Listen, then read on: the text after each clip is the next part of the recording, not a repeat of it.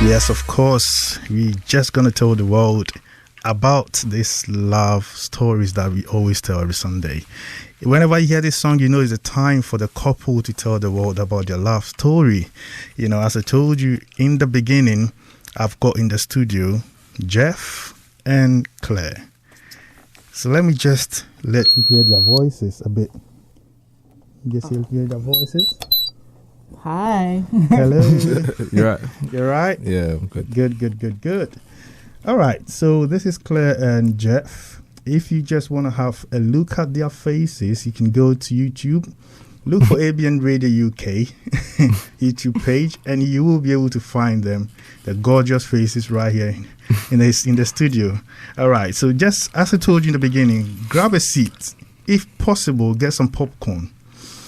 And also get some boots so that you don't fall, you don't slip because it's snowing. So wherever you are, you may be slipping if you hear their story. Yeah, so hello, Jeff and Claire. Hi, Brian. No, you're right. Yeah, I'm good. Yeah. Hope you've been all right. Yeah, Hope good. the snow didn't swallow you on the way. Nah. Yeah? Great. All right, so we are live now. Would you be kind to tell the listeners how you guys met? You can start. Nah, you go, man. Okay, ladies first. Okay. We met, say, 8 years ago at a party. He approached me, and ever since then, we've been good friends. And then later down the line, after uni, we developed a relationship, and we've been together for 7 years now. Yeah. And we've been married for 2.5 years. Okay, so you met... Did you say you met at the party? Yeah. Okay, so what happened? We just want to know the detail. What happened there? How did you guys end up, because all of a sudden you are together. You went to a party and now you're together. So what happened? We want to know. So, Jeffrey, tell your side of the story. I'll tell the truth. The truth is, we only want the truth. we were in the party. I don't know. I think I lost my friend, so I was just walking around. I was by myself, just walking around. Yeah. And I just saw Claire, and I was like, "Oh, rah!" Like, "Oh yeah, you're kind of pretty still." That's what I said to her, and then I walked off. Like, I didn't even try and take her number, and I just let her know that she was pretty and that, and then I kept it moving with hope. Yeah, and then she followed. Yeah, exactly. And then she followed, and then that's the truth. Oh my! Did I miss anything? Okay, so when you said she was pretty, what did she say? What happened, Claire? What did you say? I think I was taken aback. I don't think I registered the comment. I don't think you said anything. No. And then and then I followed you afterwards. So maybe I just left embarrassed. I don't know. I can't remember. She actually didn't reply. Like, she just looked at me like, okay. And then you walked off? Yeah. So how come you guys got back together? That's what I want to know. What happened after you walked off? Because clearly I'm thinking, okay, you said she was pretty. You walked off. Then you shouldn't meet again. No, but why did you meet again? I followed him afterwards. You followed him? Oh, yeah. wow. Yeah. Okay, so what? That's the whole thing. So that's what we want to know. What made you go after him? Well, it's not really every day someone turns around and says, "Oh, you're pretty." So I was intrigued, and I followed him afterwards, and then we swapped numbers, and then we stayed in contact. Yeah. Okay, ladies, if you are listening, you have to grab what is yours. Sometimes, sometimes you have to grab it. You don't have to be like, I'm a lady, so nah. You have to go for it. As Claire did, she went for it. She didn't just waste time. That's it. It's good. All right. So now you guys got back together. Claire, went for it, and then you agreed to date. Yeah. What happened during dating? Was it that easy? Were your expectations met? And all of that? Yeah. We weren't really dating though. Like, we were just friends. We were just friends. So I wouldn't say that she was my, after that incident, she became my girlfriend straight away or anything like that. No. We were just cool. I don't know why. We was friends for a year and a bit. We got really close as best friends for a year and a bit, and then after that year, we kind of just thought, oh, maybe there's a relationship here, because we were bored of messing around with other people and just wasting time. And then we got together, And then we stayed together after that. Really. Yeah. We thought, let's just try it, because if we're really close, there must be something here. We didn't know if it was gonna work. It wasn't like planned that we'll get together. Like it just happened to fit. Like I think it was just one day we were like, we might as well just make this official, like, innit? Like it was like a mutual agreement. Like it was weird. Okay, so there wasn't anything like, I want to marry you and would you be my wife? Nah, do we even talk about that? We didn't even talk about that stuff. Yeah. Who knew we'd get this far? Yeah, it's true. Yeah. So what you guys are telling me is that you guys felt at a point that you have to just be together, make it official. Yeah. It was a mutual agreement. Yeah. It just came to all of you at a point. Yeah. Why not make it official? Yeah. Wow. Okay. So I call that divine. Right. Definitely. Yeah, I call that divine. So clearly you said that there was no moment when Jeff went like, Claire, let me take you out, and then he took you out and he said, would you be my wife or something like that? There was nothing like that done. No. Well, later down the line, obviously, like 4 years later. Yeah. Okay, so it happened, but it was later. Yeah. Because we never had the whole we get married eventually on the cards. We never thought that. No, we were just going with the flow. Like, it was literally like, let's just see how this thing goes. Yeah. Because it was different, innit? Like. Compared to my other relationships in the past, like it was very chilled, very relaxed. Didn't really want to force anything. Like let's just see how it goes. Natural. Yeah, cool. So later down the line, like 4 years down the line, it happened. Where did it happen? What happened actually? Was in what when I proposed and stuff. Yeah. What happened? I think I was just in my house. No one. It was random. Again, it was just like one day. I was in my house, and I think I was just evaluating my life. Like I was just looking at myself like, what are you doing? Like, what's next? Sort of thing. Like everything's sort of fitting into place. Like what are you gonna do with Claire? Like what's the next step? And I thought, marriage, like, should I always wanted to get married one day, but is it now? Should I bother doing it now? Like, so it was like a gamble. So let's just do it. Let's get married, sort of thing. Okay, so did Claire also like agree to it like then, or were you? She didn't know. This was just me. This was just you talking to yourself by myself. Yeah. Wow. Yeah. So she obviously you didn't know. Nah, you didn't know. So I think I just told my friends, and obviously at that time no one was talking about marriage and stuff. Like my age mates, like everyone was just kind of like, well, we party or whatever. But I think when I don't know if they thought I was joking or what, but as time went on, and I started sending pictures of rings and stuff, they were like, oh, whoa, like this is serious. Like, done. Yeah. Okay, wow, great. Yeah. Right. So let me ask you this question: Do you believe in kneeling down to propose to a girl? Like, do you believe in that? Because I've had couples here, and some of the guys don't believe in that, but some do. I just want to have your view. Do you think it's necessary? Is it something that you would want somebody to do? I'll ask you, Claire, so just think about it. So, as Jeff is answering it, you think about it. I'll come to you very soon. I did, just because of tradition, and I feel like just the kneeling and the kind of presenting the ring sort of thing is it's just a traditional way to take that next step. But I wouldn't say it's a must or you have to. Like, whatever way you feel you want to propose is the way you propose. You don't have to kneel down if you don't want to kneel down. Yeah. What about you, Claire? I think it adds to the moment when they do kneel down. It's like, as you said, tradition, presenting the ring. I think it's all part of it. But again, if you're just doing it in your living room or something, maybe you don't feel like it's necessary, but I think it all adds to it. The woman appreciates it more, you know, the time and effort that you've taken to plan something. I think it's all part of it. Yeah. So if he didn't do it, how would you feel?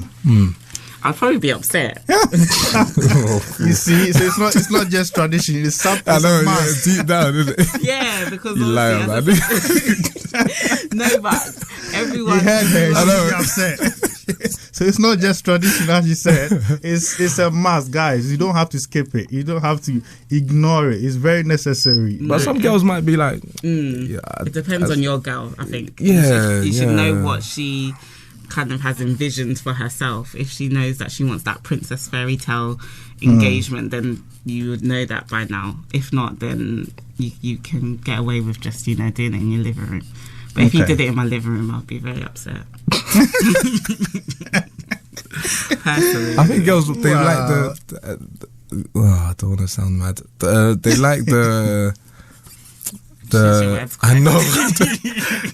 They like everything that comes around the proposal, innit? So maybe Paris, you got the Eiffel Tower in the background, the pictures, etc. Like, guys, I don't think they really. If they do that, it's for the girl. It's not like, oh, I want to do this in front of the Eiffel Tower sort of thing. So yeah. Right. I'm yet to see or find a lady who doesn't want that. I'm just yet to find one who say, nah, I'm not. Don't bother myself. You know, thinking about somebody proposing to me. I'm yet to see one lady who will tell me that, and I'll go like, oh wow, 1 out of a million. Yeah, it's true. You know. Yeah. All right, great. Obviously, in every relationship, there are challenges. And obviously, when you guys are together before marriage, I'm sure you went through a few, 1 or 2, before you later said, let's tie the knot. But would you want to share with us what were some of the challenges you went through as a dating couple? The big one's probably us turning around and being celibate. Before that, and there was I think that was the biggest thing for me anyway, personally. Yeah. So turning around and because we were together for a long time, and we weren't celibate or anything like that. And then I think it was 2014. 2014. I gave my life. We rededicated our lives to Christ, and then I turned around and said, "Oh, you know, I think it's best if we just be celibate for the rest until we get married." And obviously there's no proposal on the card, no talk about marriage. I just said, this is what we're going to do. And it was quite hard for us because we were already in a way of life that we obviously already had, and then we turned around and we changed it all. So I think that was a big thing for me personally, even for him to turn around and eventually marry me, because you know, the dynamic of the relationship had changed so much. So that, I think that was a really challenging time for me. Another thing we went through was the distance, I guess. We had a long distance relationship for a while. Okay. Because I was in uni in Leicester and he was in London. So when we started our relationship, we were apart because obviously I was at uni. So that was difficult. Difficult for you more so? Yeah, because I was the one spending money. Coming, get into Leicester, like get the train. Oh, so you went there physically, like literally? You went there all the time. Because it was like every 4 weeks. Any opportunity I could get, I'd go up there, sort of thing. So without you going there, how were you guys communicating? Oh, just phone. FaceTime. Yeah, like just every other way of communicating. Yeah. Phone, video, whatever we could do, sort of thing. Yeah. But it's not the same, innit? It's not like... Nah. Yeah. Okay, so now you've tied the knot and you're married. How long? 2.5 years. 2.5, yeah. 2, and any kids? Yeah, we've got 2. Got twin boy and girl. They're 11 months. Yeah. Twin boy and girl. Ooh, someone's dream. Okay, that's great. Yeah. So how do you guys manage, you know, because having babies, you know, when you're in a relationship or when you're married with your spouse alone, it's very fun. You go out when you want Now there's a baby or there are babies. How do you manage? How do you manage to say, babes, let's go out to the movies. Let's go and do this. It's been a big change, isn't it? It's been a massive So how do you do it? change. Because people are listening, they want to know how they can do this. So You just got to take advantage of the people around you. I think our family's been quite helpful. Like, Yeah, very helpful. yeah, any opportunity. So if we wanted to go out, as long as we give people notice, like my mum or Claire's mum, like they're more than happy to take the children on to give us a few hours. Even a few hours is good. Like, Yeah. do you know what I mean? Yeah. Yeah. But then also just take an opportunity in the evening, maybe just say, oh, let's get a takeaway and watch a program or something. Just having that time together helps as well, because you get so occupied with the children and the house and work and all these sort of things. So just taking that time to just focus on each other is good. So has there not been any time that you wanted help and no one was available to help you? Yeah. And you were stuck by yourselves? Like, there's been times when, like, if I want to go football on Saturday, but you're going out. Remember, I had to sacrifice football. There's been times where we both have somewhere to go, and it's like, all right, so what? Who's looking after the kids then? Like, do you know what I mean? So one has to sacrifice. Yeah, you have to sacrifice it. You have to. Yeah. Well, the little advice I'll give to anyone who is freshly married and doesn't have a kid now is to really try and enjoy your marriage. Yeah, Definitely. Before kids come in. Yeah, definitely. Enjoy it to the fullest. Yeah. You know, you don't want to miss that moment, because I'm sure you'll be reflecting back after the kids come in and you go like, we used to do this on our own. We used to have this Just and plan that. holiday like So now. much Yeah, time. let's And just now go you on can't- holiday. You can't do that. Exactly. All right, so let's just do this. When we come back, we'll be talking more about Claire and Jeff's relationship. We'll be right back. This is ABN Radio. It's really my type of music. We play your genre of music, from contemporary gospel, high life, hip life, Afropop and Afro beats, Play loads of music. on London's premier Afropolitan station. Consider that life wasted. Consider the heart ripped out of a family. Consider the potential never realized. Are these the things you consider when you carry a knife? It's not about street cred. It's about staying alive. Drop that knife, save your life.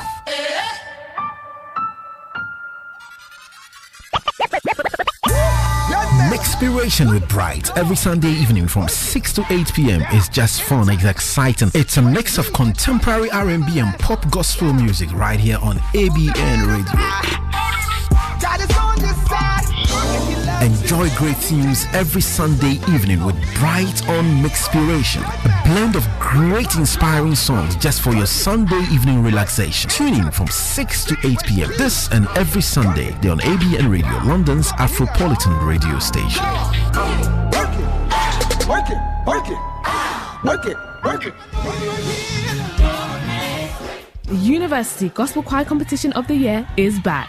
Saturday, 24th of March, 9 choirs compete for the UGCY title. Judges include Ace Oyerinde, Stephanie Sounds, Les Moore and Voni Morgan. Hosted by Rachel Kerr with a special performance from the Uplifted Voices. Join us for a spectacular evening at the Dominion Centre in London's Wood Green, N22 6DG. It's a night guaranteed to leave you uplifted and inspired. Tickets are available at ugcy.co.uk. Tune in to the new ABN Breakfast Show on Monday from 7 a.m. to 11 a.m. The London City Show has evolved into an all-new breakfast show with sizzling slices of juicy news and current affairs served with junior jumbo-sized convos on issues you should be aware of. What did I just say? The ABN Breakfast Show, the Afropolitan breakfast you can't afford to miss.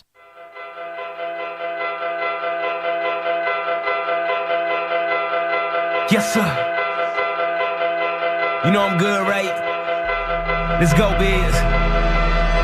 I hear the troubles coming from it, death is at my doorway. Fear says I'm a perish, bro, but that ain't what my Lord say. He said I ain't guilty, though I still ain't had my court date. Tasted and I've seen them even though it's just a forte. I don't know what they feeling, I don't know what they thinking. Bro, my soul's invincible like Mario when he blanket. Ay, they see me full of joy like I don't know what he drinking. Cup is full of living water, bro, I sip it and thank him. Yes, sir, might not win a Grammy or get another Stella, but I'll get rewards from my Lord, it ain't nothing better. I might not chart again, I may not sell a million, but I've been purchased by my king. He's forever with me. So what they talking about? No, they can't knock me down. Yes, sir. All right, music in the background is coming through from Triple E, featuring Lickery. That's why I'm running hard. That's why I go All the Lees and Reese. in the monkey bars. Partner, you know. That's the gospel hip hop, Pressure creep. as we do every Sunday from 6 to 8 p.m. Ain't nothing on That's the MIXPIRATION. I'm a soul. I'm living for tomorrow. Today is out of control. For sure. I'm good. Take out my money. I'm good. Here come the pain. I'm good. Yeah, they can kill me. I'm good. Take that's game. I'm good. If you are currently listening to us on TuneIn, you can also go to Facebook and watch us live on there. Just look for ABN Radio UK Facebook page And them riders or YouTube page, ABN Radio UK YouTube page, drag my name through the mud. and watch us live on YouTube. But my passion for Jesus, they ain't never gonna stop it. I was dead. I guess that made me better than I ever was. Look at me, I'm good, partner. I'm on my forever buzz. If everything I have is taken, I can take it. They say I never make it. I know the person who made it. My life is hidden in them. So when I die, I gain. And Jesus. You can also WhatsApp me on this number 0788-747-5940. The number again is 0788-747-5940. You can WhatsApp me on that number. You can also text me on that number if you just want to contribute to this program. Anything that you want the couple to know or myself, text me on that line. Likewise, you can call the studios on this number 020-8670-7300. The number again is 020-8670-7300. So you can call us and contribute to the program.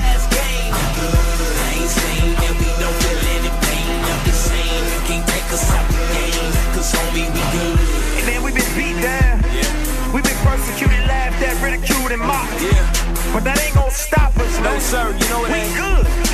We know where our eternal resting place is at. You feel me? Hey, Trip, talk to him, man. I know that I'ma suffer that alone that make me tougher. Death is just a doorway to take me to my faithful lover. The lover of my soul's with me. You can shake the brother, but you never knock me down and take me under. Bring the thunder. Let the storms come behind us and hurt us. They can't take our Lord from us, bro. We got us a verdict. Not guilt, not guilt. He's with us and he stays present. He never leaves me. He even gives me stage presence. I know you know I'm good to go. Pressure creates diamonds and fire. If you are looking for a very great and succulent breakfast, I'm living for some. it can only happen on the ABN Breakfast Show from 7 to 11 a.m. So you have to just tune in every morning from 7 to 11 a.m. And I'm sure your breakfast will be extraordinary. You enjoy. It is by the sizzling Ifua Adom alongside Junior Abeye. All right, welcome back. Hello. So let's move on. Okay, so now I just want to get your views on gender roles. You know, when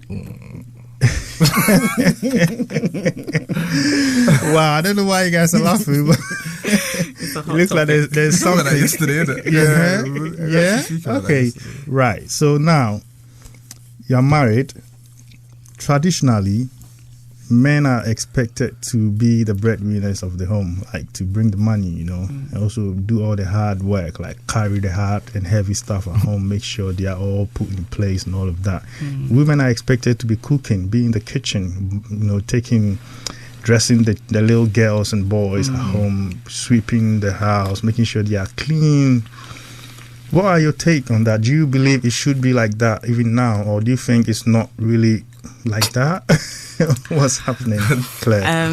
I think that it can't be like that, because it's not necessarily the guy that is the only one that goes out to work. The woman does as well.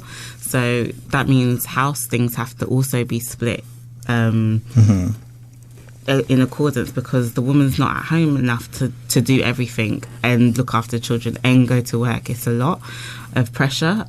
So I think guys have to actually step up and also contribute in the house. We have different roles in our house as well. There's things that I take more of. Maybe that's looking after the house, sorting out the children, things like that. Whereas obviously Jeffrey does go out to work and works really hard and brings the money. He sorts out all the rent and all that kind of financial side of everything. Yeah.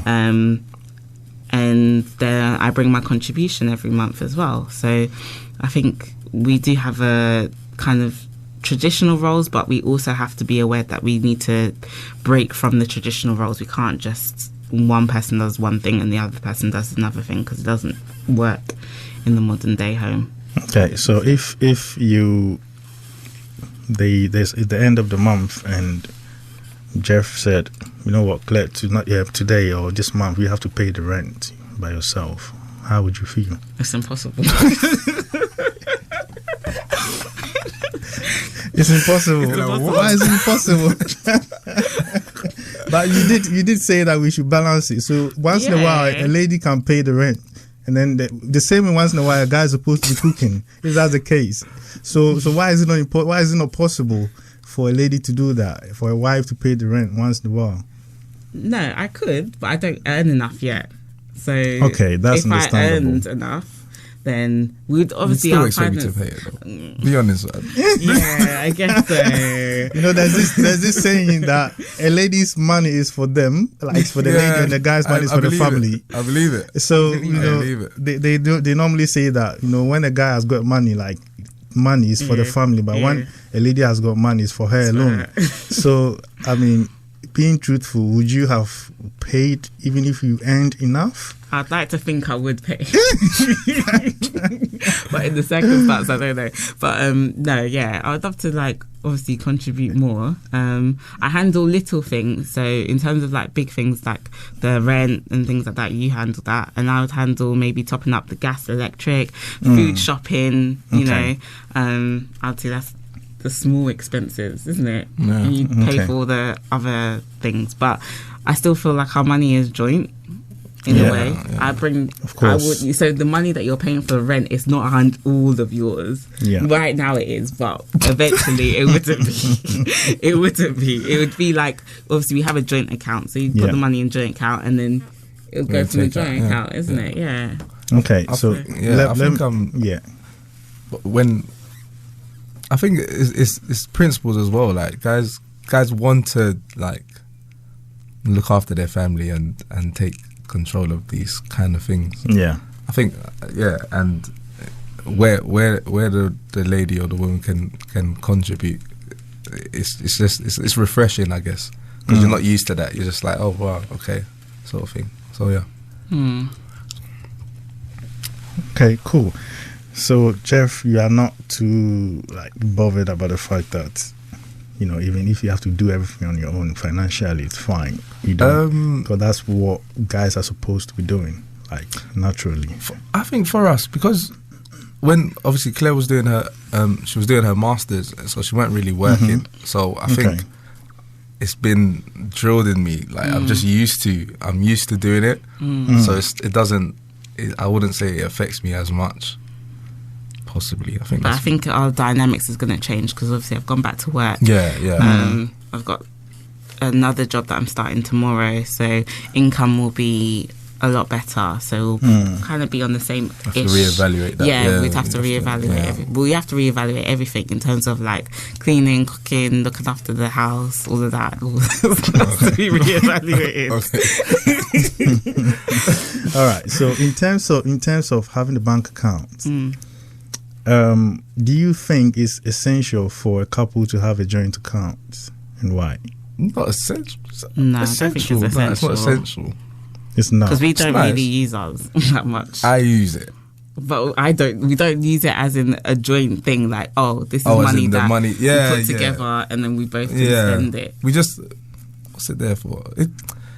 When we need to put money together, that's when it's used, sort of thing. So you guys have got a joint account. Yeah. But I don't use it as much as. No. Okay, so it's not really necessary. In my opinion, we got two. We got a joint one that saves. That for savings. Yeah. And we got one that we both have access to. So if I need to Claire needs to transfer money to another card, she can go into that joint and move it, sort of thing. So we got 2 joint accounts, really. Yeah. Okay. Yeah. And in terms of salaries, do you think it's, I don't know how to put it, but do you think it's good for your spouse to know how much you earn? Yeah. You see the response. I can't even live with someone you don't know what they response. I like the response. Yeah. Of course. She just didn't understand the question. Why that question? Because I'm asking that because a lot of people are married and they don't know how much their wives or husbands. That's wild. earn That's, every month. that's absolutely crazy. That's not right. They do it, and they do stuff behind their wives or husbands, and they don't get to hear about it. So that's what I'm asking. Probably, maybe you also follow suit and say, I don't think it's necessary for my spouse to know how much I earn. But Claire's, reaction alone told me, it's impossible for Claire not to know. Of course, I keep living with someone and not know what they earn. I guess some women just try to take advantage. I don't know. No, then there was a mistake in the beginning. No. You have to know what you're getting into. Okay, cool. So now let's get to the sweet things. What do you? Let me ask Jeff first. What are the things that you really cherish or love about Claire that you want her to continue doing? I think Claire's a very caring person. She looks for the best in everything, even when it's she overdoes it. I think that's what it is. You don't fix your face. She does. She actually she always wants people to do well, and sometimes she'll forget about herself, sort of thing. So she's very selfless. I think that's the best. I think that's the best thing about you. I'd say very selfless. Thanks. Yeah. Wow. What about you, Claire? He's got this. I think it's quite similar. You've got this, obviously, your happy-go-lucky attitude. Everything is great and everything is amazing. People don't know what happy-go-lucky. Okay, Jeffrey's happy-go-lucky because he's always happy. He's always seeing the bright side of everything. He's always in the moment. Whereas I'm a forward thinker. I'm always like, oh my gosh, can I do this? Can I do that? Can I do this? And he's always like, no, just enjoy the moment. And I think he grounds me a lot more because I'm always away in the clouds trying to think ahead, and I can never really live in the moment and enjoy what I'm going through at this moment in time. So he has that quality about him that I love. When Jeff was talking about you being selfless, I was just reflecting and thinking about myself, and I was like, this is what I get every time at home. My wife is the same. She'll give me everything and suffer. That's how she is. And I don't understand. Is it something to do with women, or I don't know? Maybe, it's just the caring, the motherly love in us, isn't it? We always have to look after our brood first. The sacrifices. You sacrifice that's why for them first. That's why people are so special. So who normally takes care of the kids? Me. Okay, so now hold on. Obviously, I've gone back to work now. I have an evening job, so now he's picked up 3 days a week where he looks after them in the evening. Yeah. No, he doesn't agree. So let's obviously, if I'm at work, then obviously Claire is the one full time. But if we're both chilling, who's looking after them the most? Me. Okay, so you see now, Claire. If we're both at home, I'm looking after them more than you're looking after them. Nah, I don't think so. Okay.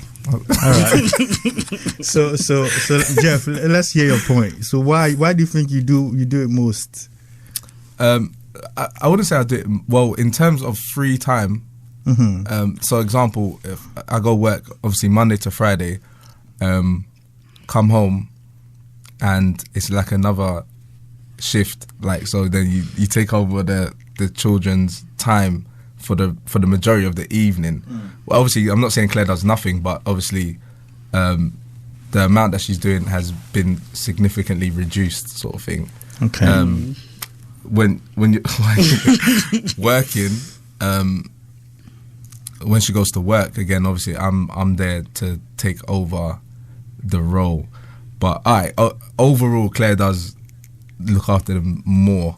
But overall, that's the point we're getting to. But it's not significant. Like, it's not like, oh, I'm just sitting there. No, it's like a 60 to 40%. 55, 45. Some negotiations. Yeah, it's close. All right, cool. So how have you, you guys, how have you done it? Like sustaining the marriage? You know, because it's not easy getting married. It's very easy dating because obviously you're not living with a person. So you always look your best before you meet your guy or your girl. But when you're married, you wake up and you see the same like face, no makeup, and you go like, okay, so you know, this guy does something, your husband does something, you are not happy. He repeats the same thing. Your wife puts something there, you want her to put the other side, and it's at the same place every time. How have you done it? How have you survived it? You know, because we just want to learn from your experience. I'll say by the grace of God, honestly, it's not us, because I think marriage, as you said, marriage is really hard, but having God in our marriage just helps because we have something to focus. Like, do you know what I mean? It's like a third party, if that's a third person in our marriage that kind of glues us together. Because I can't always be relying on you for everything. You can't always be relying on me for everything. Do you get what I mean? Yeah. So we know that like God's put us together for a reason. We're working for it with Him, and I think that allows us to communicate better. We make sure we like tell each other what's on our minds regularly.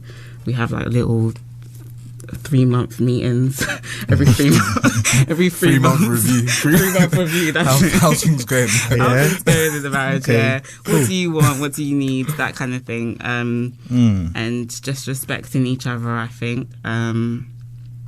Yeah. I think number one's communication, though. Yeah. Because I think before we were married, we used to obviously we used to talk a lot, and just kind of express how we feel about whatever the situation is, and we just took that into marriage as well. So if I'm not happy with what Claire's doing, rather than just acting up or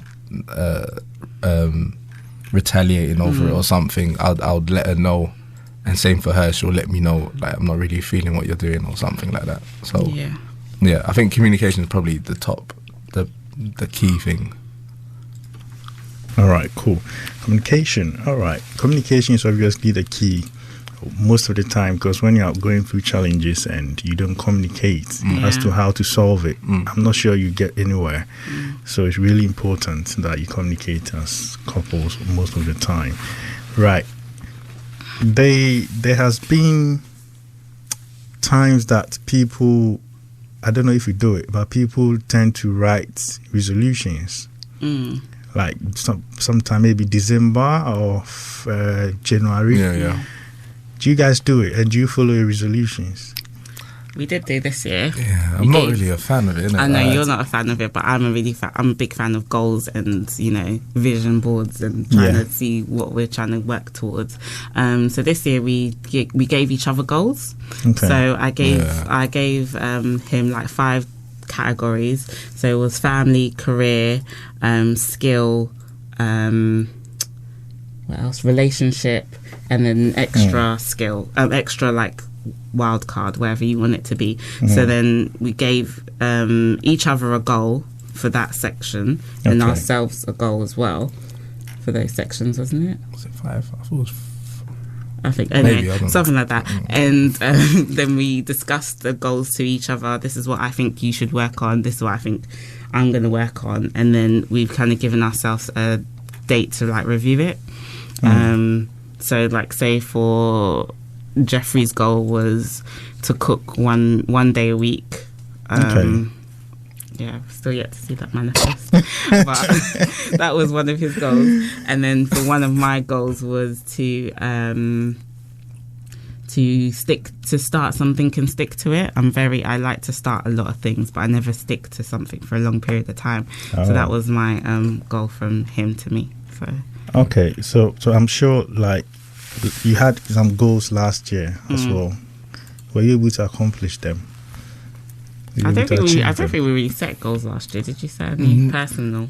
I had my personal goals, So what was the one thing that you achieved last year that you say, okay, this is what I told myself I wanted to do and I did it? It was work related. So I work in a school, and well, I'm a teacher. I work in a school, and I wanted to progress and be a part of the pastoral team. So take a year group and kind of make sure I'm part of the well-being of maybe 200 and something students. And when I first started at school, the job came up, and I don't know if maybe I was new or they weren't really feeling me, but they didn't really consider me for that role. But obviously, my goal was for this time round, I have to get that kind of promotion sort of thing. So that was my personal goal. Okay, and did you get it? Yeah, got it. Okay. They realised it was a good idea. Yeah, so hopefully we keep pushing that way as well. Great. All right, so we'll be coming back with this question to think about it. The question is, do you believe in sex before marriage? If you don't, why? So we'll be coming back. All right, cool. We are online, DAB, and the ABN Radio app. Consider that life wasted. Consider the heart ripped out of a family. Consider the potential never realized. Are these the things you consider when you carry a knife? It's not about street cred. It's about staying alive. Drop that knife. Save your life. I got caught in an addiction, and I couldn't find my way out of that cardboard box. It kept grasping onto me. Before I realized it, I couldn't stop using it. Comes like a primal instinct. It's god-awful. I needed a program that would save my life, and I found Narconon. Narconon gave me my life back, 100%. Call Narconon today at 01435 512 460. 01435 512 460. Hi, this is Rodney Hines. And I'm Michael. Join us on the Voice of Sports show each and every Saturday on ABN Radio. We'll keep you bang up to date with all the latest football scores, and we'll discuss all the big talking points in the world of sport. So don't forget, join us this Saturday, 4 till 6 on ABN Radio UK. The Discourse on ABN Radio, engaging our community with discerning conversation. Join me, Esther Alade, on The Discourse, where we will be redefining perspectives with authentic analysis. Join The Discourse from 7 a.m. to 10 a.m. on ABN Radio. This Friday and every Friday on ABN Radio, London's Afropolitan radio station. Tune in to the new ABN Breakfast Show on Monday from 7 a.m. to 11 a.m. The London City Show has evolved into an all-new breakfast show with sizzling slices of juicy news current affairs served with junior jumbo-sized convos on issues you should be aware of. What did I just say?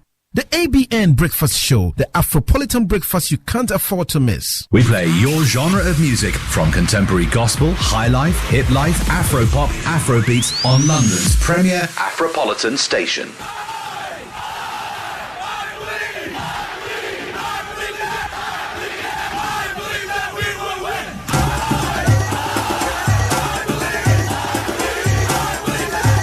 To the second letter. Oh yeah. Let me take it there. Please brag on what you did. How you smash your first week sales. And it like your numbers make vaccines that heal weak cells. You brag when your money goes somewhere besides yourself. Oh yeah. Let's get it. I'm going with our voice. Where they got them bullets flying like it's PowerPoint. And then I'm going down to Hosco. Where your chances of making it out of flock though. I'm with the Southside kids that I reach age. And then head for the keys like spring break. Cause I believe that we intervene when the needs great. And go and beat change. Let me talk about it. I get it poppin'.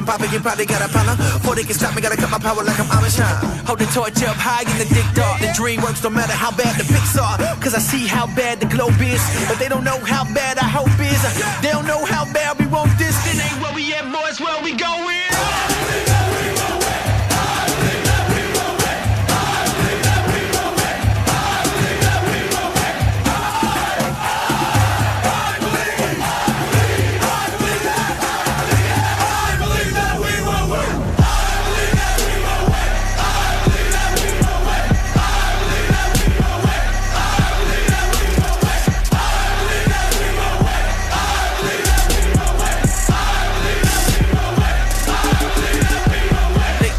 Young dudes, their success is up to you, but that's hard when you got 12 years of whack schools. So it's rap or it's facts, either way you get them bars. When they give up, we get charged. What's the system to our God?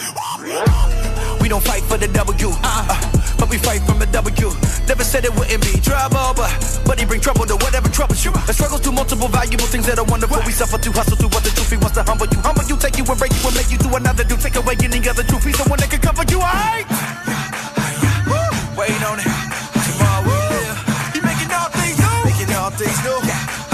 To the paralytic, he gon' dance. Tell breast cancer that she won't win. Tell racism that he gon' end. What he doesn't heal now, homie, he gon' den. Let's go!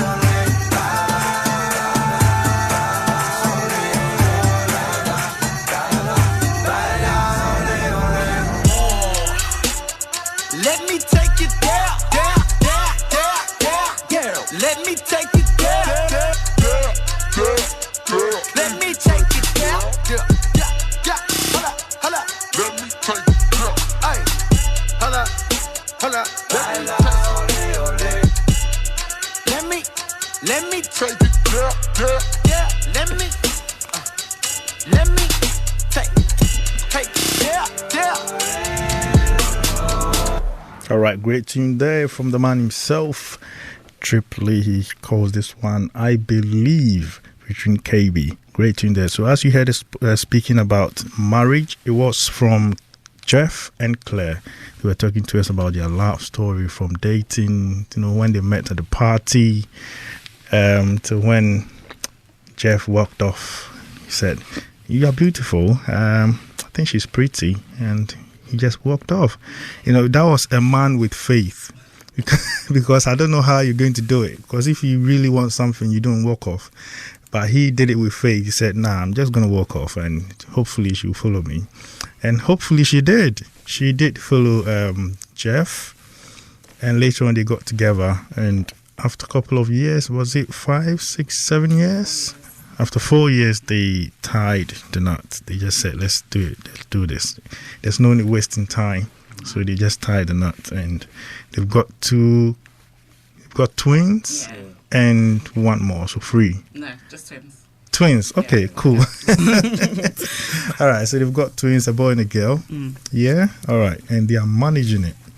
How they do it is by the grace of God, because now their life is not as it was when they were just there without kids. They need to make sure they get an alternative in terms of who takes care of the child or the children when we want to just go and have fun a little bit. Just giving you some recaps. So just if you just joined the conversation, so you understand exactly what's happening. So yes, good evening if you just tuned in. This is ABN Radio UK, your London's Afropolitan radio station, and you are listening to the MIXPIRATION with myself, Bright, and currently listening to the Deep Convo segment with Jeff and Claire. Alright, if you also want to watch us live, you can go to YouTube and look for ABN Radio UK YouTube page, and you'll be able to watch us live on there. Very sorry if you're not able to listen to us on YouTube. Now the sound is live and colored. So go on there and you'll be able to hear everything, as I've given you the gist of everything we've spoken about from beginning to just like a summary. I was a very good person when it comes to summary in school. Even though I didn't get A. Yeah, so I've summarized everything for you. All right, so you've spoken about the things that you guys like or love about each other,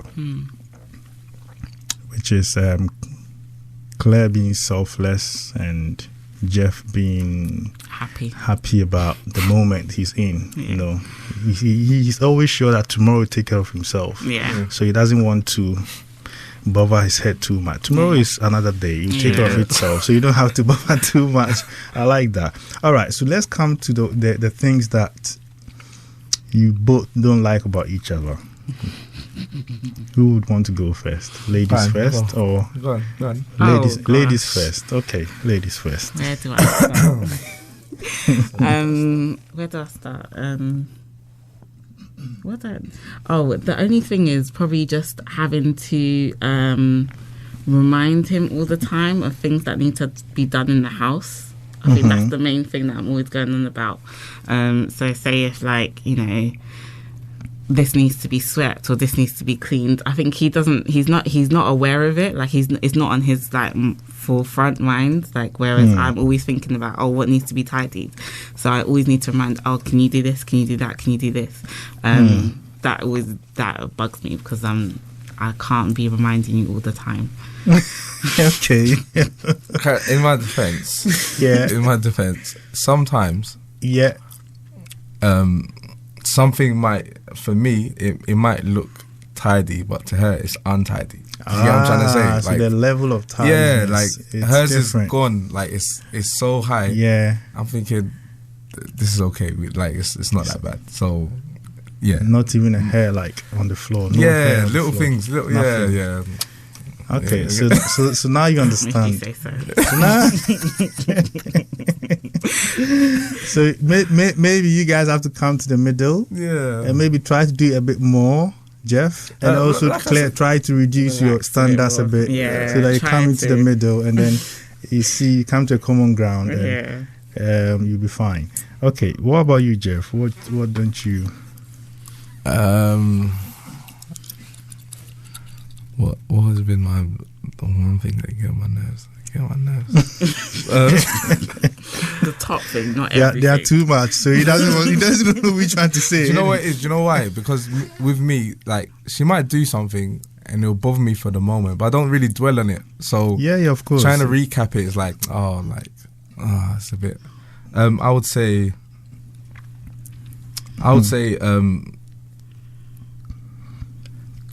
Claire likes to. One of her goals was finishing something that she started. So she all the time she'll start something. It could be anything. She could be washing the dishes. Yeah. And then someone might call her phone, and then everything will just be forgotten, and then I'll come like, what's going on with the dishes? Oh yeah, I was washing it, but someone called me, so I just left it, sort of thing. Like, that's just an example of the kind of thing I was talking about. So I think my main thing is, if you're doing something, do it, complete it before you go onto another task. Yeah, I think that's my main. So I like to start and stop tasks. That's your main. Yeah, you do. Okay. Nothing major. Yeah, not really major. It's something very little. So now you know what you have to. When you start, you need to finish it, as he said. He doesn't want you to leave it in the middle and go and do something else. I'll try. You try, yeah. Cool. In terms of holidays,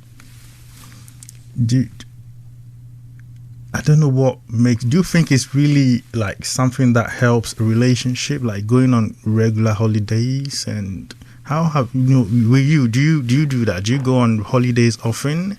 No. Just to get some fresh air out of the pressure and all of that. Well, me and a few of my friends, we went on holiday. We went on a 2-3 day weekend. We were at Amsterdam. But I don't even know why we went. It was just like, let's just go somewhere quickly, like, for the weekend, and we just kind of done that, like that. Like, it was just a spur of the moment thing, and I felt like it helped. Just that little break, and I've been encouraging Claire to go, like, all the time. Just pick some couple friends and then just go somewhere, Spain, go to the beach, like, just, do you know what I'm trying to say? Yeah. But I don't know why she ain't done it yet. So what about you two going together? Oh, together now or before? Because now obviously you've done it before. Have you done it before? Yeah. We've been quite a few places. Actually. Together. I think holiday helps us because when you're away, you kind of you're like in a little bubble. So you have that kind of, it always starts the honeymoon phase again, sort of thing, I think, because you'll just be just you two. You can go out, you can do loads of things. You have to worry about bills and things like that, and you come home and then you're back to reality. But I think, as you said before, enjoying that the beginning of your marriage. I don't think we really did take advantage in the beginning of our marriage, like to go on holiday and things like that. But we went on holiday before we got married and honeymoon and everything like that. I think it helped us bond as well, and experiencing new things together. I think that really helps as well. Because obviously it's your spouse, your other half. You want to be able to experience new things with him or her. So I think it helps the relationship. Okay. Do you guys play special games, just to have fun as a couple at home? What do you do to have fun as a couple? We bet. We bet a lot. Like we could be arguing about something, and then we'll bet. Like the bet could be, you've got to make the food, or you have to what? Like anything. It could be anything. It could be anything. Like there's no rules to our bets, sort of thing. And I'm always winning, so it's like now I'm just like I can't be bothered to bet anymore. Like it's getting boring. Like it's not a challenge anymore, sort of thing. But other things we used to do together are like hobbies. We tried to play tennis. Oh yeah, we tried to be exotic a little bit. Play tennis. We tried to play tennis on a Saturday. Play tennis. Yeah. It was different. Like it was. Yeah, it was together or together, just me and her. But she don't know how to play properly, so it was like tutoring, like. It was fun. It was fun though. Yeah, it was. Really it was something different. Why did we even start? I think because they were doing stuff in the park every time we used to go. Oh yeah, they were doing like works, and then obviously it spoiled the rhythm of it. So and then it stop. got winter time, and then babies came, and then now we've stopped. Yeah. But and then what else do we do together? I think that's it. Don't gym together. We don't. Nah, I can't go gym with that, man. All right. So what's your ideal gift? Like when it's an occasion, what's your ideal gift that you would expect Claire to give you?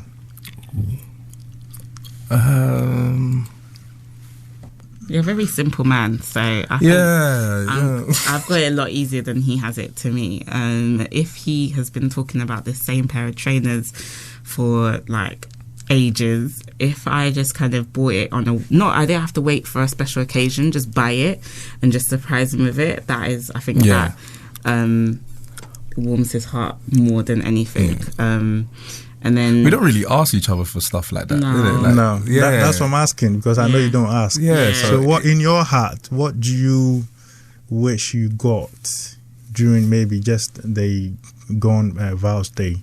I think it's just in terms of whatever you've been speaking about. If I just came up with it, like I bought you a Nintendo Switch or whatever, you've been talking about it for ages. You'd be, or what's it, PlayStation VR? You've been talking about that for ages, and I just popped up with it. I think that would be your perfect gift. I think. I think it depends on the moment. It does. Simple. Or if in terms of not even gifts, planning a day out. I think that is something you'd like. Like if I planned the whole day, what we can do. I think more you. Okay. That's more you. Okay, but if I planned dinner, theatre and da-da-da, that's her. That's nice sort of thing. Like, okay. Which is nice. Don't get me wrong, it's nice. Yeah. And that's I think that's a gift. In terms of material stuff, I don't think you don't really drop hints about what you want. Nah. Like, yeah, I think it'd be quite difficult. Yeah, yeah. So Claire, to you yourself, what would you want? I have no idea. There you go. I'm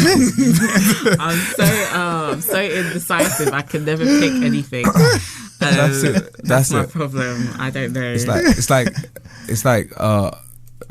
sometimes if we're getting takeaway, for example, like she might have a favorite, and then if I say, oh, you know what, I'm on my way home from work, I'll buy your favorite takeaway. Get home, I'm not really feeling this one no more. Like, I changed my mind so much. All of a sudden. Like, just like a video I saw on YouTube, it was so funny. There was this guy, the same thing. The guy was just about to get home, and he asked his wife what she wanted, like any food, and then the wife said, nah, she doesn't want anything. The guy said, I'm dropping by the Chinese. Don't you want anything? And then she said, nah. And then later on, she sent after, I think about maybe 10 minutes after, she said, are you still at the Chinese? The guy was like, yeah, just about to leave. He said, oh, please, could you give me my usual? I said, what was your usual? I mean, my usual. Okay, so I'm getting you, maybe special fried rice. And she said, yeah, but can they not tell them to make it put more soy sauce and maybe not add shrimps to it, something like that.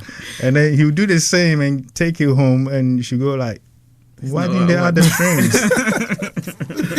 That's quite accurate. That's quite accurate. Yeah. It was a video I saw. I was like, what? She didn't know what she wanted. Yeah. It's so funny. That's you know, me. is that a major problem with women? I don't know if it's women in general. I think there's some women that know what they want. Yeah. It's either they know what they want or they don't know what they want. Yeah, it's averagely one or the other. One or the other, It's one or the other. Yeah. So, but do you think the majority of women are indecisive?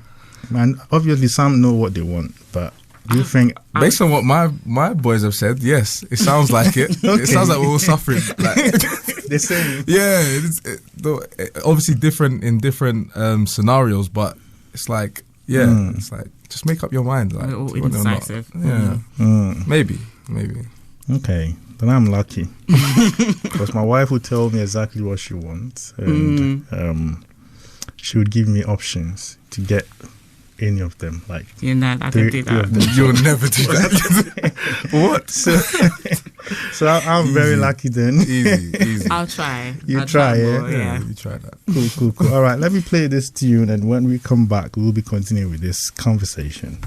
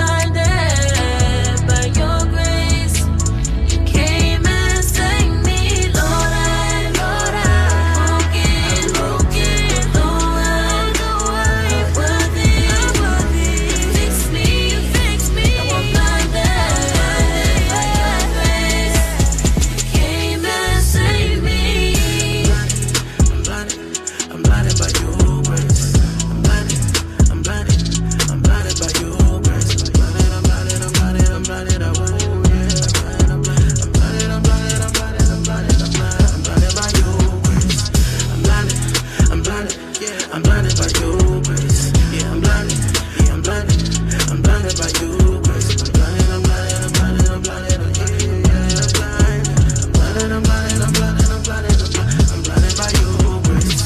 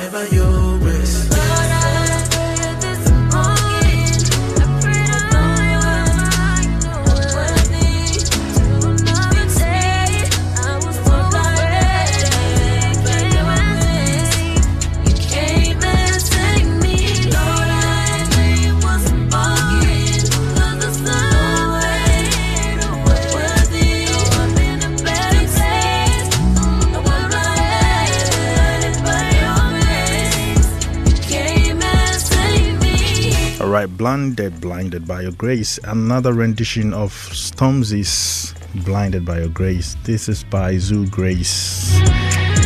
Two ladies, they do the gospel music like no other body's business, as I keep telling you. And as I said before, we'll be talking about sex before marriage. Some people think it's really essential to do that because they want to be sure that their partners can, give them children. They don't want to get any surprises after they get into the marriage. Some are also saying biblically it's not right. So even if I'm not too sure, I wouldn't do it. I wouldn't go into it. I don't know what the couple think. I'm just going to ask them.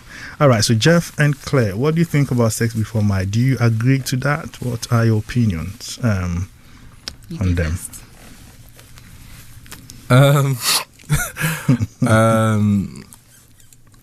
I feel that you shouldn't. I feel like a hypocrite though. I feel like you shouldn't, but I didn't really follow the rules myself.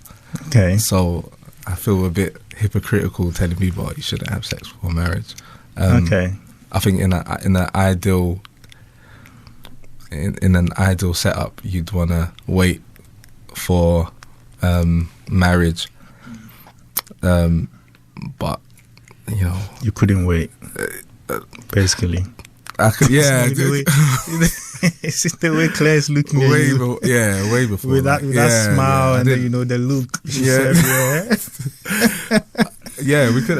We couldn't wait. But to be fair, a lot of people kind of are indulging in activities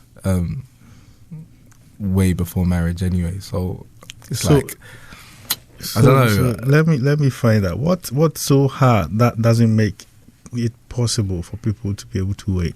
What's that thing that doesn't allow them to do it, to wait? Willpower. I don't know. I think for us, in the beginning, it was just not.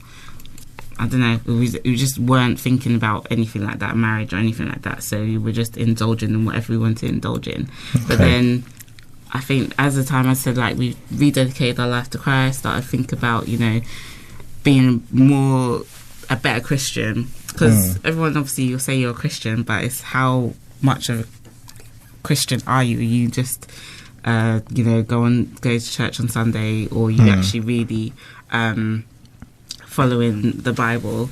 And then, we did become celibate for the time before we got married. So that was like a year. That was tough. I don't know about you. Probably easy for you. But it was tough because especially because you already know what you have used to, used to something, and then coming out of that for a whole year, and we were really good for the year. Yeah, I think so. Like at the beginning, it was a bit rocky, but we stuck to it and stayed for the whole year, and then we got married at the end of the year, so that was good. But I think if I could go back and start again, if I knew that I would kind of focused on marriage and I knew that's what I wanted, then I would say hold off sex before marriage, because having a relationship without it really helps you build that relationship with that person. Because I think after that year of no sex, it really opened my eyes to the kind of man Jeffrey was. Okay. Because I said before that even happened, I was like questioning our relationship. Like, I don't know if I really wanted to be with Jeffrey at all, because I was like, I don't think this is what I want. And then the whole year without sex really opened. Like, I feel like I like fell in love with you all over again in a way, because I could see more than just like the pleasure in it all. I saw like the person he was, the way he like had grown up and things like that. So I think that helped me. I think you think with a clearer mind, like there's no like confusion with what you want when you don't have that involved in the relationship. As hard as it is, I think it's vital. But then again, it's the thing where you can't be saying that you're gonna like hold off and then, you know, you don't have a vision. Well, I guess we started with no vision to when we were going to get married, isn't it? So it wasn't, there's no kind of end date for us. It wasn't like we're just trying to get to this goal and then it will be fine. I think that's when it's not a genuine, you're just trying to withdraw yourself from something. And I think it's got to be mutual. Oh, it's better when it's mutual, because obviously, like, one might, if Claire didn't decide that, I don't think I would have been like, oh, let's be celibate. I don't think I would have come up with that myself. Obviously, for other guys, that might be the breaking point. Like, you can't. We've been doing this so long. Like, why does it make sense stopping now? So it could be a breaking point for some relationships. So it's something you got to consider as well. Like, it's quite serious. The fact that you didn't turn away, because you literally could have just been like, I swear, like, you guys were meant to be together. We're meant to be together. So what? Let me ask you, what is the things that, you know, people should do, like those in relationship, not marriage? What are the things that they should do to ensure that they don't end up doing that? Having sex if they started that way, that's hard. If they haven't so how can they stay clean till like stay in the word 2 years after to get married? How do you think they can do it? What we're talking, Christian couples? Christian couples. Of course. This is a Christian show, so so as long as they stay in the word and avoid the situations where you could be tempted, like the late nights and cinemas and any situation that could kind of trigger them feelings, you should just try and avoid it or reduce it as much as possible. That's what I think. Yeah. So like cinema. I mean, I'm not saying don't go cinema, but I mean, don't go to the 10 p.m. showing. Go in the afternoon. And then it's late, and then, you might as well stay at my house. Like, you know what I mean? Like, you're creating... you're creating that situation where it's testing your willpower a lot. Yeah, there's no point in testing it. Just know that you're weak and then just say it's not happening. Don't try to be a hero. Don't test it, man, because that's mad. It's not easy. And it's obviously, I think it's easier when you haven't sampled the goods. That's different. You haven't been there, so it's a lot easier for you to say, okay, we're gonna carry on going the way we've already started. But if you started and then you want to like come apart from suddenly, each other, don't take it as if it's a failure if you stumble. Slip up, but carry on going and believe God that you will kind of overcome it. And then obviously, if you're going to wait till you get married, then do that, and have that as a focus, as a goal. You're focusing on the day you get married, whether that is 1 year, 2 years, whatever. Go from there, I think. Okay, so obviously you guys decided not to do it for like a year. That was a decision. But the willpower to go according to the decision, I don't know how you guys did it. How was it? Was there a moment that you guys felt, you know what, let's just break this rule and just go back to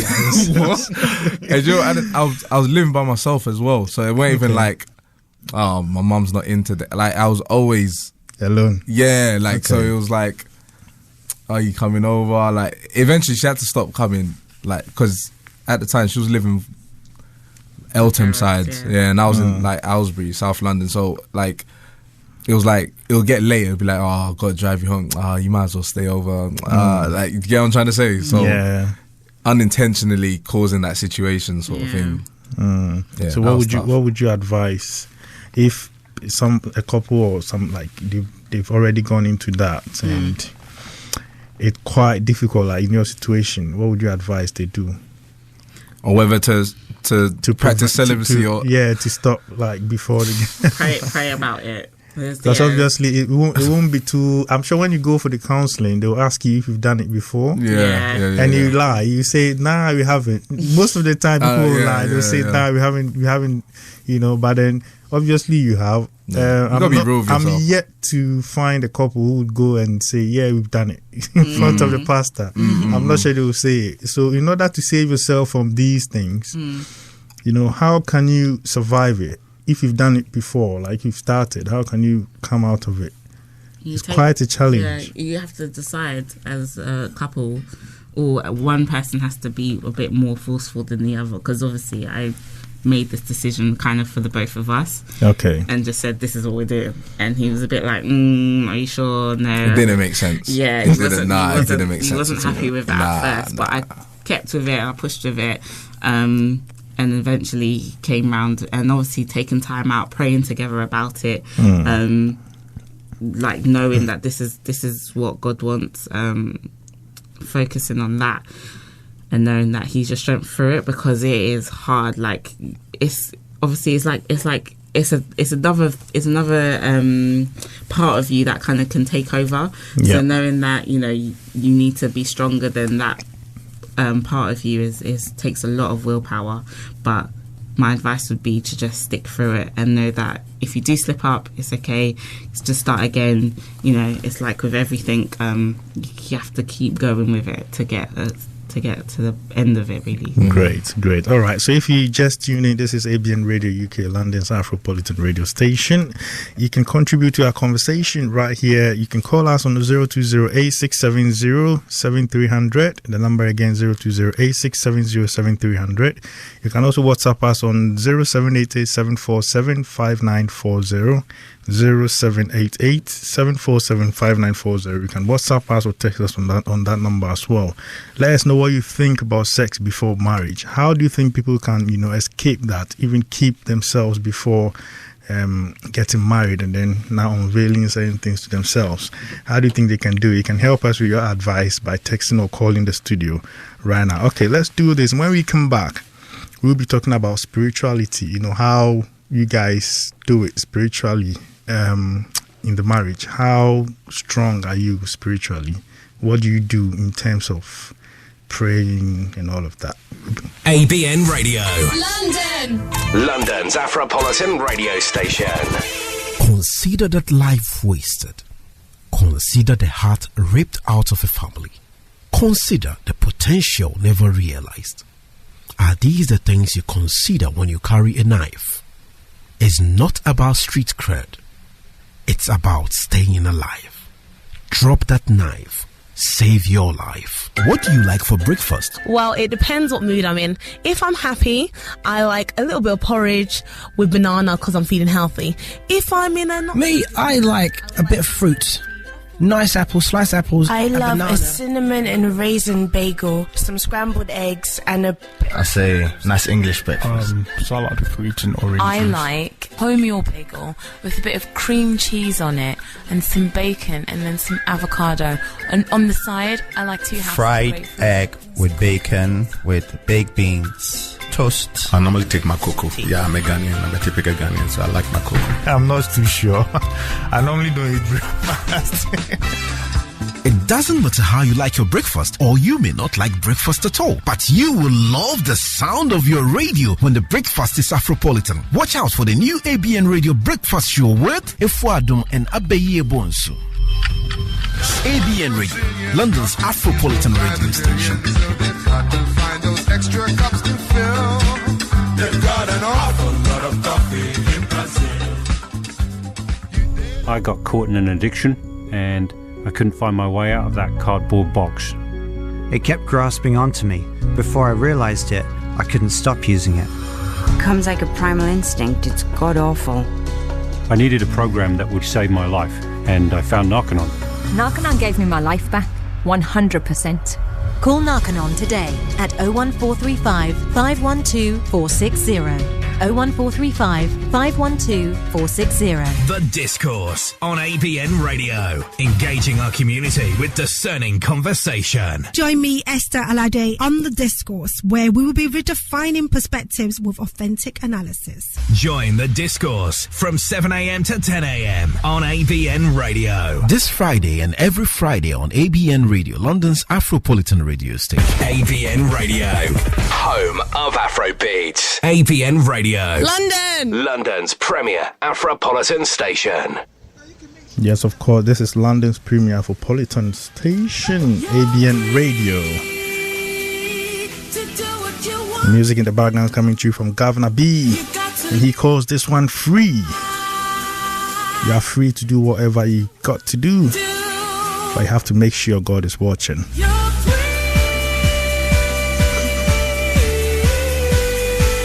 As I said, you can go to YouTube and watch us live on there. It is ABN Radio UK YouTube page.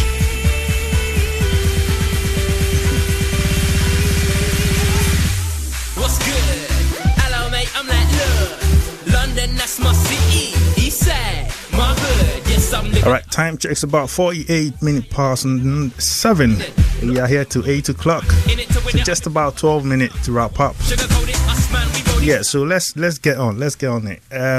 You know, I was talking to you about the spirituality. You know, so what is your spiritual life like as a couple? Do you guys pray often? What do you do spiritually? Like, how do you do stuff spiritually?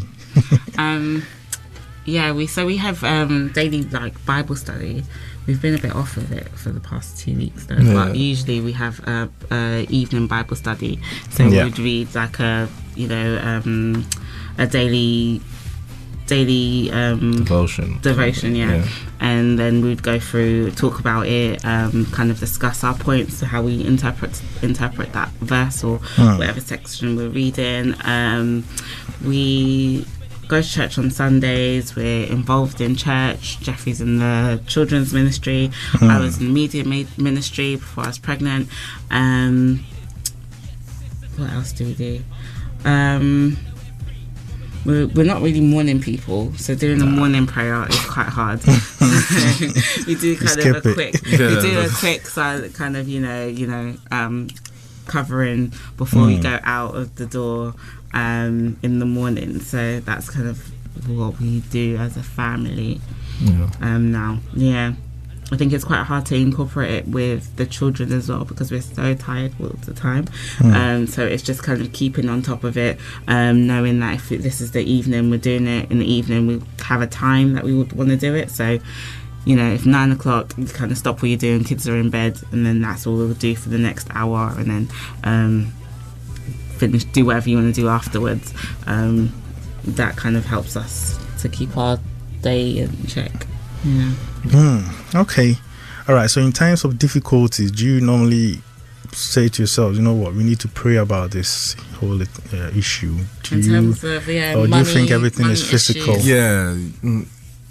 When we need God to help us, I think more, innit? Like if we feel we need God's intervention in our finances or something, that's where we'll kind of trigger it. More so pray together. Yeah. Or, you know, starting something new as well, so like a new job or things like that. You know, pray for God's guidance together. But we're quite thankful though. Like we always sit and think about like the journey, how far we've come, and like the things that God's seen us through and stuff. So we're just thankful for what we have. Our situation. More so than having to pray for things that we need. Exactly. Okay, so in terms of correcting children when they do things like bad things, what do you think, in your opinion, is the best way of correcting a child? Like, for instance, your children, how old are they? They're 11 months. 11 months, okay. So they haven't started their naughtiness. They've started though. They've a little bit. They've started a little bit. Okay, cool. But in your opinion, what do you think is the right way? Because obviously we are not allowed to be beating. Yeah, I'm disappointed in this with that, country. to be honest. Yeah, I know most people are disappointed with that. I was looking forward to that because we were all beaten when we were kids. Yeah, we were all beaten by our parents. Exactly. I wasn't beaten. That's the thing. But we all, some were not, but some were. Yeah, both of us or all of us turned out great. Yeah. So possibly, if you don't beat your kids, they may turn out great. But in this day and age and in this country, how can we do it? Because the kids are very stubborn. Yeah. What you tell them not to do is the same thing they will do over and over again. How do we do it, in your opinion? I don't know. Without beating them. I feel like you're obviously going to be the authority in the house anyway. It's always going to be like, wait till I tell daddy, or wait till daddy comes home. Yeah. So I feel like maybe you're it's the fear factor, isn't it? Yeah, they have to be. Yeah, they have to fear you and love you at the same time. For mummy's always she's the easy one, isn't it? So I don't know how I'll do it. I use daddy to do it. Yeah, I get it. So how? So let's say single parents, how are they going to do? Like a lady who is single parenting, she has to have how that is she fear going in to her do voice. Yeah, she has to have that fear in her voice. Because she's playing both roles, isn't it? Yeah. So that would be quite difficult. Yeah, very difficult for them. They have to have the fear in their voice as well. You use things that like they tell you to use, like naughty step, naughty corner. Oh, you didn't? Yeah. You have to try. If it works for like other people, then it must work. Yeah, maybe. In some sense, I guess it just depends on their age. You do it when they're little, like when they're 3, 4, whatever. But when they get older, I'm sure you have to figure out a different way. Taking money from them, taking their internet, things like that. You have to find different ways. Forms of punishment. Yeah, different forms of punishment. Yeah. My sister just takes out the internet. She just takes out the Wi-Fi and that's it. Everyone will come back and sit down quietly because there's no internet. The world revolves around the internet. Yeah. I saw this video. This child was just out of the womb straight away and then she took an iPad. I was like, what? This day and age, everything is internet. She just took an iPad, went on YouTube and started browsing them videos and just playing them and just walking around singing and dancing to music. I was like, what? It's an ad on YouTube. Very funny. So yeah, of course, without internet this day and age, the children won't survive. No. They won't be able to be happy. No. Because they need to watch their Peppa Pig and all those things on online. So if you take the internet out, possibly it could, put them in shape if they are being stubborn. Yeah, of course. But people wished they introduced the thing what they did to us at home in Ghana. But obviously, as Jeff said, he's disappointed. It's not the end of the road. Don't worry. All right, so let me take it because we've got just about 5 minutes. Let me take your last words. Any advice you've got for maybe young couples or people who are just about to enter into marriage? What would you want to tell them to be aware of, Jeffrey? Firstly, advice would be just keep it real with each other. You're trusting that person's going to be there for you no matter what comes your way.